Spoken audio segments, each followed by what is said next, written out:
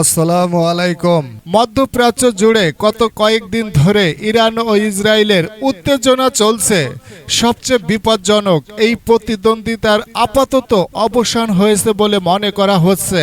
গত শুক্রবার 19 এপ্রিল ইরানের ইস্পাহান শহরে ড্রোন হামলার মধ্য দিয়ে এমনটি ধারণা করা হচ্ছে। যদিও ইসরায়েল এখনও আনুষ্ঠানিকভাবে এই হামলার দায় স্বীকার করেনি।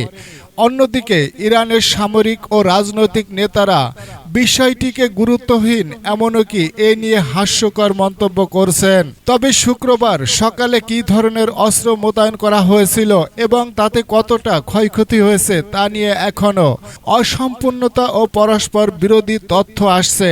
মার্কিন যুক্তরাষ্ট্রের কর্মকর্তারা বলছেন ক্ষেপণাস্ত্র হামলার কথা, কিন্তু ইরানের কর্মকর্তারা বলছে মধ্য অঞ্চলীয় ইস্পাহান প্রদেশে এবং উত্তর পশ্চিমাঞ্চলীয় তাবরিজে কয়েকটি ছোট ড্রোন বিস্ফোরিত হয়েছে।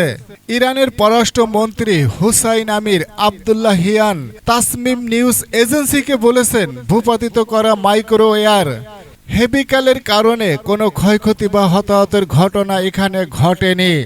পরবর্তী আপডেট খবর পাওয়ার জন্য 72 টিভি নিউজ চ্যানেলটি সাবস্ক্রাইব করে সঙ্গে থাকুন। আল্লাহ হাফেজ।